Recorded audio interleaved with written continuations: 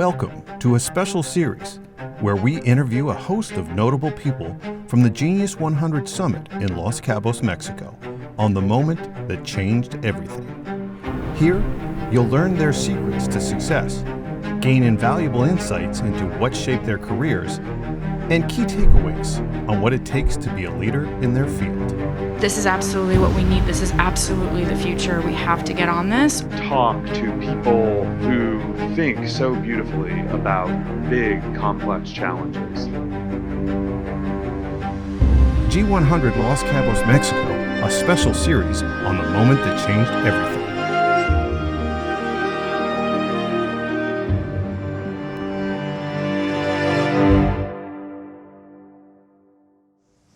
The book is kind of cool because it's essentially a chronology of what happened and when. So it's not remaking the book; it's just taking all the things that were existing and putting them together. Which giving most probably thank you to all the people that helped us along the way. And so even if they didn't help us, we're putting them in the book as if they helped us, because I want them to feel the ownership that I feel. I don't want to take the ownership. I want the Canadian friends to have the ownership. And I want to leave, because my term of office is up in September, knowing that they have the ownership of being the catalyst behind what happened. And there's always a catalyst, and we were the catalyst. And to me, that's an important piece, to have them all be acknowledged that we were the catalyst. Now, the work I did behind that was hard, because I had to negotiate so many things, but that's fine. That's who I am. That's what I know how to do best. And that's how we managed to do it. I listen. I really listen. I don't only hear, I listen. And then I figure out what they really want from me, and then figure out what do we have to do. But that's a gift. It is. I'm lucky that I have that gift, by the way. Yeah, absolutely. It's a gift that I would say. There's a book that's written that's called Nonflict. And the book of Nonflict, just a friend of mine who wrote it, it teaches you that often we hear, but we don't listen, and we've already assumed in our mind what the other person is saying, even though that's not exactly what they meant. And most of the conflict arises when we've assumed what they said and it's not what they meant. So the key is to go back in other words and in their words to make sure you listen to what really they said. And most of the time, it's different than what you thought they said. Interesting. Barbara, what were you like as a kid? I was a pretty normal kid. I was one of five. I was the second of five kids. So Does that make you a middle child? Well, Ish? It makes me the second oldest. I sort of feel like I'm everything. Okay. I'm younger than the first one, older than the last three. But I was very close to my three younger siblings. And I moved to Colorado to go to the university. And two of my siblings moved to Colorado to go to the University of Colorado, and one of them moved to go to DU. And I couldn't figure out why they were all coming. And I had a therapist that said one time they weren't leaving home, they were coming home. So I loved my siblings. And I went to a Catholic girls' school for 15 years, the same school. Same In building. Colorado? No, in St. Louis, Missouri. Okay. And then I came to the University of Colorado and thought I had gone straight to heaven, and found myself, and found my independence, and found sort of my passion for the world and for education. Monette, what were you like as a kid? Very different than I am today. I was the middle child. I had a brother that was 2 years older and a brother that was 6 years younger. My brother that was 2 years older at the time was a big bully. And he bullied everybody, but anytime it came to me, he protected me. So even though he bullied me, when somebody came after me, he was my big brother. And by the age of 16, my big brother made up for the rest of his life all of what he did to me when I was younger. And he became this incredible brother who never got married, but I was a single mom. He took care of my daughter. So it all worked out at the end. My younger brother, it's interesting in that life, we came here with nothing. And my parents worked together in a dry cleaning business. And on Saturdays, my mother had to go to work. So at 8 years old, I was taking care of my 2-year-old brother. That's not heard of today, but that's how we lived life. I lived in the same bedroom as my older brother. My baby brother lived in the same bedroom as my parents. We had very little. We came here as refugees. So you live that kind of life and you move forward. But I had love. I had love. My parents always thought of giving back to society, and everything that we did was based on that. But I really think that my parents felt my brothers were going to be the people that moved forward. I was going to go and get educated, but I was going to be taken care of by a male or whatever. Didn't happen, but they did give me the love of art. My father was, I would say, my father was never schooled, but my father was one of the most educated men that I know. So my father taught me about opera, about culture, so every Saturday morning I would be listening to Metropolitan Opera and dancing at the same time. I had dance lessons, I had piano lessons, so I had a really normal life, but I was a follower.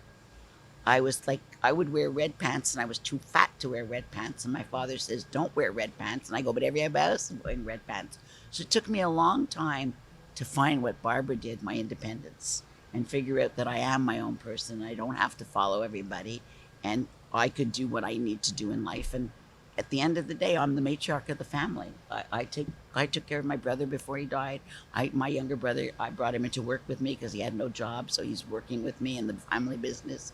So it became what my parents did, but it's me who took over at the end of the day. And where were your parents from? So we're from Belgium, Liège. And well, you weren't in the room when I told the whole story of I'm born in a camp. I'm born in a labor camp. And so is my brother. So we are both children of people who understood that life was going to be better no matter what.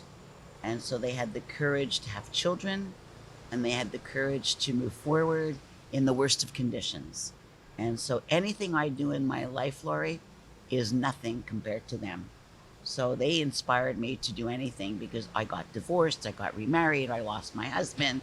I was a single mom with no money, but putting my daughter in private school to have a good education. But to me, that's like, I don't know, it's not hard because of what I remember that they lived through. When I remember when the coronavirus came and everybody was like devastated that they couldn't do that. I said, excuse me, we're in a house, we have food, we have this, we have that. I don't know, my parents came through a hell of a lot more than that. So therefore, this is nothing. So it's all relative to what your original beginnings are. And I make sure that my grandchildren understand that legacy, because legacy is about human capacity as well as social capital and not just about finance. So in my business world and even at home, I get all my clients to write legacy letters. Oh, really? Legacy letters are about purpose. What's the purpose? What's the values that you're leaving as your legacy? Your will is all about your assets, but what about all the other stuff that you have? And I really work hard at that. Barbara, what did your parents do? My mom was a stay-at-home mommy, and my father was an executive with a finance company. And they were wonderful people, but I sort of never felt like they knew me, knew who was lurking in here. And they both died pretty young. My dad, I was 27 when he died, and I was 40 when my mom died. But I am grateful for the stability that they gave me in my life. And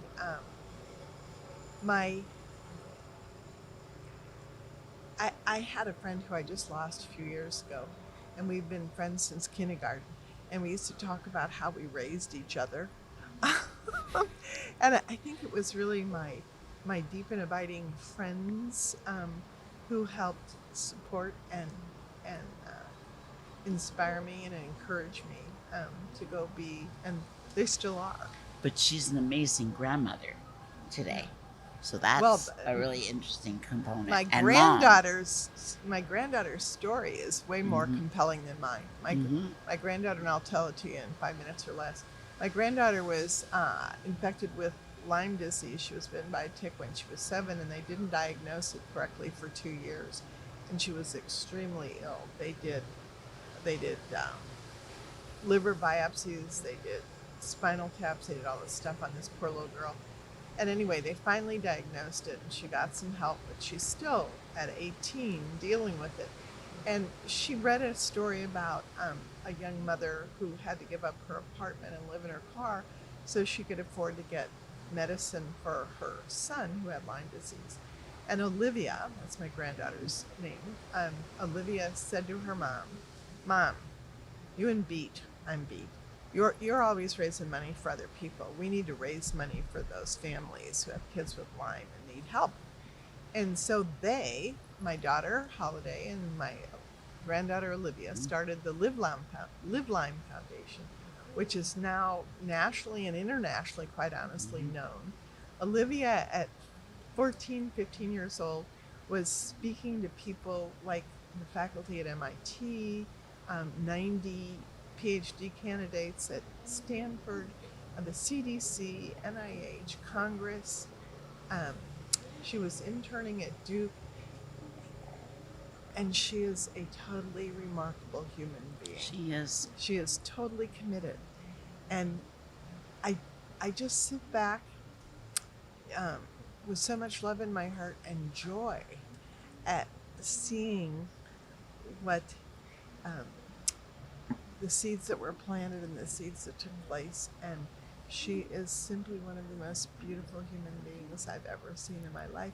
And her impact is extraordinary. On March 4th, which is less than a month, she's going to have a conference. They had one in person, but now they're doing them on Zoom.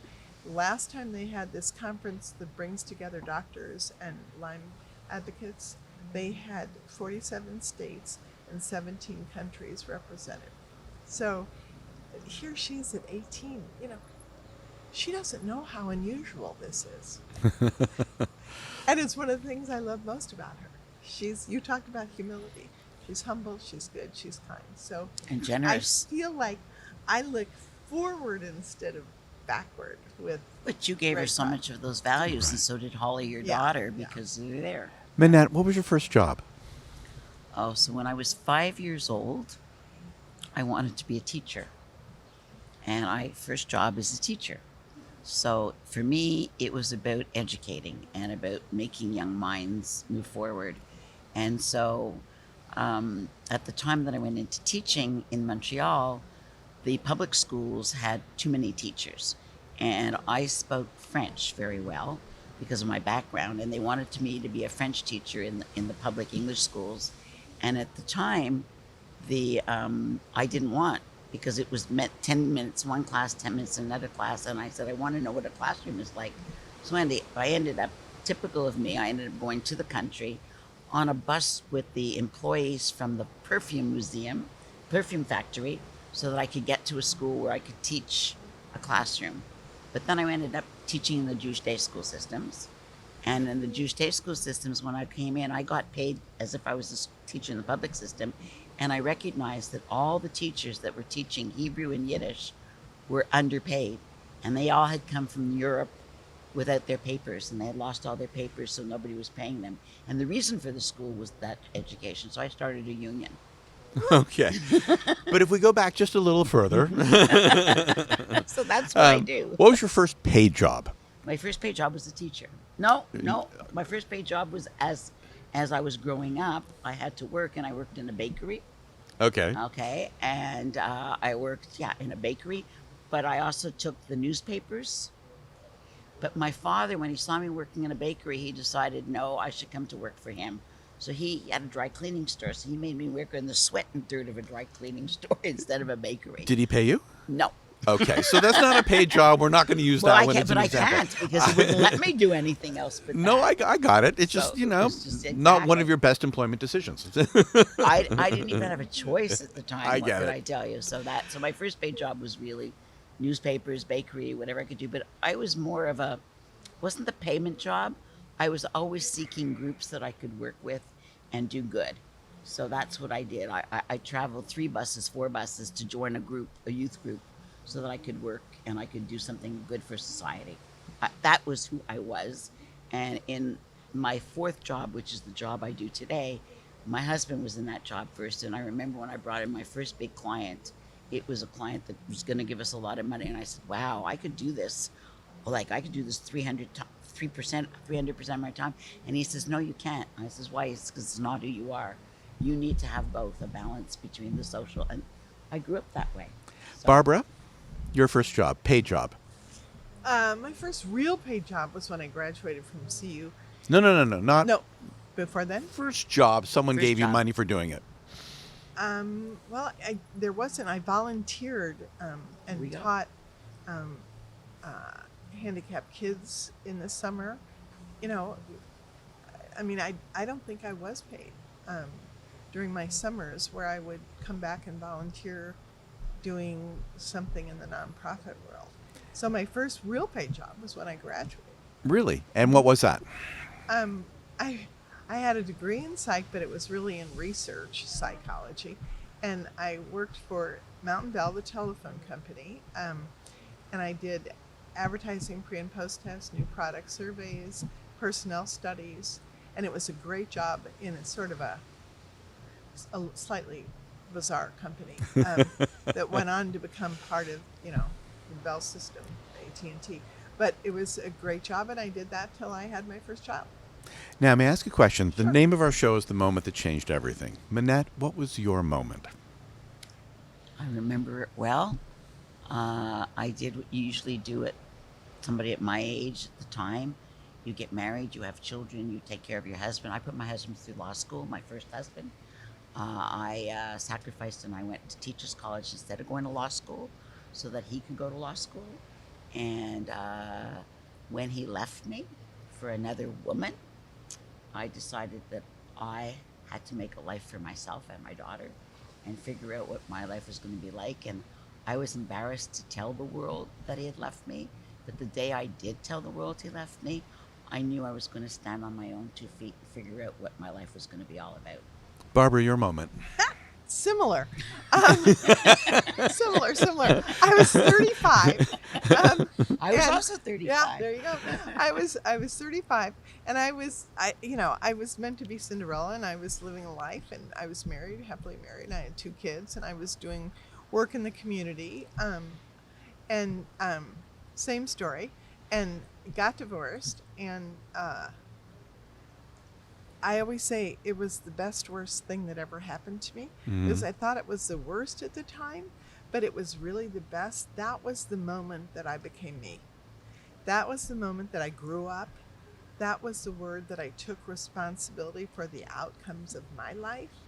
And I knew I was going to be the sole support of these 2 fabulous children. And I had to get my act together. And that was when I started my company, which should never have worked.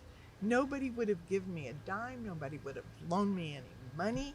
And it did work. And it worked quite successfully. And so that was the moment, when you change the trajectory of your life.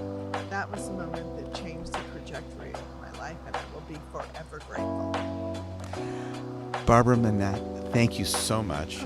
This is The Moment That Changed Everything from Genius 100 Visions in Los Cabos, Mexico. Thanks, guys. Will you come back again? Absolutely. Just ask me. To learn more about how you can support G100 initiatives, visit genius100visions.com.